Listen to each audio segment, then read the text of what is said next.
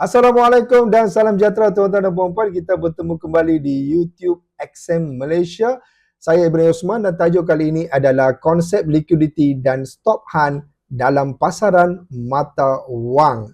Tuan-tuan dan puan-puan, liquidity ni bila kita sebut, kadang-kadang ramai trader menganggap liquidity ni satu topik yang begitu dahsyat, satu topik yang advance. Sebenarnya tuan-tuan dan puan, anda tak perlu sampai ke level advance itu tuan-tuan. Anda just faham liquidity itu apa, dekat mana dia wujud dan bagaimana untuk kita elakkan supaya kita sendiri jadi liquidity. Macam ni lah tuan-tuan dan puan. Liquidity bermaksud kecairan dalam pasaran.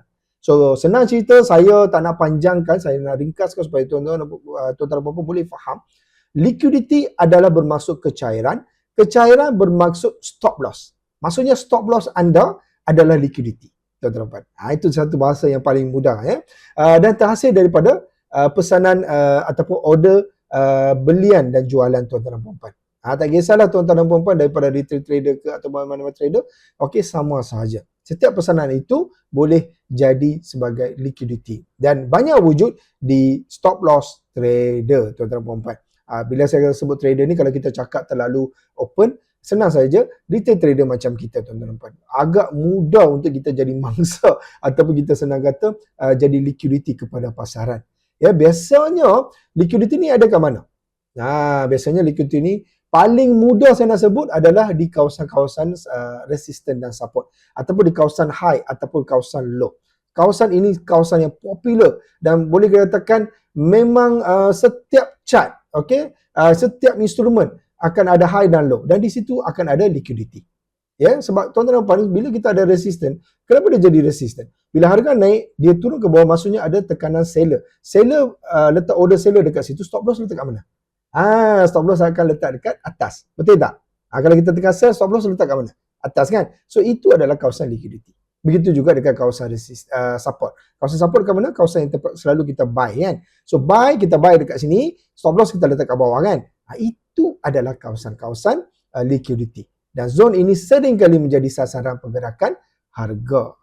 Baik, tuan-tuan dan puan, kita kena faham dalam liquidity ada konsep stop hunt dan bagaimana benda ni boleh mempengaruhi harga. Stop hunt ni apa maksud? Stop hunt adalah bermaksud pergerakan harga mencari stop loss. Maksudnya dia akan bergerak, dia datang ke zon liquidity, dia akan sentuh, lepas tu dia akan break sedikit, dia ambil semua stop loss tu, then baru dia gerak balik.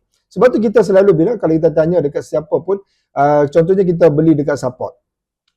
Bila kita tanya soalan, berapa ramai yang selalu letak buy dekat support, dia harga datang dekat support, dia kena stop loss kita and then baru dia bergerak naik. Kalau kita tanya rata-rata trader, saya boleh katakan tuan-tuan dan puan, hampir 80 hingga 90% boleh menyatakan bahawa dia semua trader biasanya akan kena.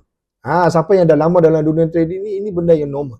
Ini antara punca dia. Sebab apa? Sebab liquidity ataupun konsep stop hunt dan selalunya berlaku di high dan low yang saya sebutkan sebentar tadi tuan-tuan dan puan-puan. Harga seringkali akan cuba untuk menembusi sebelum berpatah balik. Ini yang saya sebutkan konsep tadi.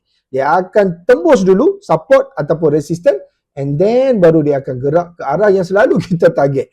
Kadang-kadang kita pun rasa frust kan. Kita kata, aku tak sell kot dekat bahagian resistance. Dia pergi ambil stop loss dan then dia gerak turun ke bawah. Ini mostly berlaku sebab konsep stop hunt. So tuan-tuan puan, inilah menyebabkan pergerakan harga lebih kuat ataupun lebih agresif. So macam mana kita nak kenal pasti zone liquidity penting? Tuan-tuan puan, paling senang saya bagi beberapa tips kepada anda. Pertama, bila berlaku saja equal high, equal high yang macam bentuk M tu ataupun equal low yang bentuk macam W tu, anda kena hati-hati. Sebab itu memang kawasan favorite dia, kegemaran dia. So dia mostly bila berlaku equal high ataupun equal low, di situ akan berkumpul banyak liquidity. Seterusnya adalah kawasan-kawasan seperti trend line. Di kawasan-kawasan trend line anda kena jaga. And then Asian high. Asian high ni paras tertinggi dan paras terendah untuk sesi Asia. Anda kena hati-hati Itu antara tips yang saya boleh bagi. Tapi paling senang saya nak bagi, paling mudah adalah di kawasan atas resisten dan di bawah support. Itu anda kena betul-betul jaga tuan-tuan dan puan-puan. Lagi-lagi kalau pasaran berlakunya sideways ataupun kita sebut range market, di situlah lagi banyak. Sebab tu kita sebut fasa consolidation, konsolidasi ini mostly Lepas dia berlaku fasa konsolidasi, kalau kita tengok lepas tu dia akan berlakunya fasa yang breakout ataupun pergerakan yang agresif. Pasal apa? Sebab dia dah kumpul banyak liquidity dekat situ, tuan-tuan dan puan-puan ya. So so tuan-tuan anda kena perhatikan structure high dan low pasaran. Sentiasa anda kena perhatikan ya. Baik, seterusnya kita lihat strategi untuk mengelak daripada perangkap stock hunt. Okey, apa yang anda boleh buat? Pertama sekali, bila harga dah sampai dekat-dekat support ataupun resistance ataupun mana-mana high ataupun mana-mana low, di situ anda kena berhati-hati dan cuba untuk elakkan entry di kawasan-kawasan tersebut ya. Dan seterusnya adalah jangan letak stop loss terlalu dekat. Dekat dengan resistance ataupun support. Sebab itu mungkin kawasan stop hunt dia, mungkin dia akan gerak lebih laju daripada situ. Dan seterusnya adalah tunggu confirmation selepas breakout. Okey, ini satu lagi strategi yang saya nak tekankan. Bila berlaku saja breakout, ramai trader, mostly newbie, apa yang dia orang buat adalah just masuk je sebab dia yakin lebih kepada breakout. So tuan-tuan antara strategi yang anda boleh elakkan ataupun confirmation selepas breakout adalah tengok volume dia. Adakah breakout dengan volume yang kuat? Ataupun yang kedua, adakah lepas breakout dia retest and then dia bounce balik. Itu antara tips dia ya. So, okey tuan-tuan, dan selepas itu anda boleh gunakan strategi, fahami dulu struktur pasaran terlebih dahulu. Contohnya bila dia buat higher high, so kita tahu dah lepas ni dia akan cuba buat higher low. Ini anda kena faham dulu struktur pasaran. Sebab tu breakout ni anda kena hati-hati. Tak boleh masuk terus. Okey? Dan tuan-tuan dan puan gunakan risk management yang baik supaya tuan-tuan dan puan-puan tak terperangkap ataupun tak terkena dengan stop hunt ini. Dan tuan-tuan dan puan-puan, akhir sekali, apakah hubungan antara liquidity, stop hunt dan pergerakan pasaran ataupun struktur pasaran? Baik tuan-tuan dan puan, ingat ya, harga bergerak sebab nak cari liquidity. Inilah soalan jawapan paling mahal. Sebab apa? Akan tiba satu soalan kepada diri anda. Kenapa harga ni bergerak? Kenapa dia bergerak? Sebab harga mencari liquidity, kecairan ataupun stop loss. So yang membantu dia, ejen dia adalah stop hunt.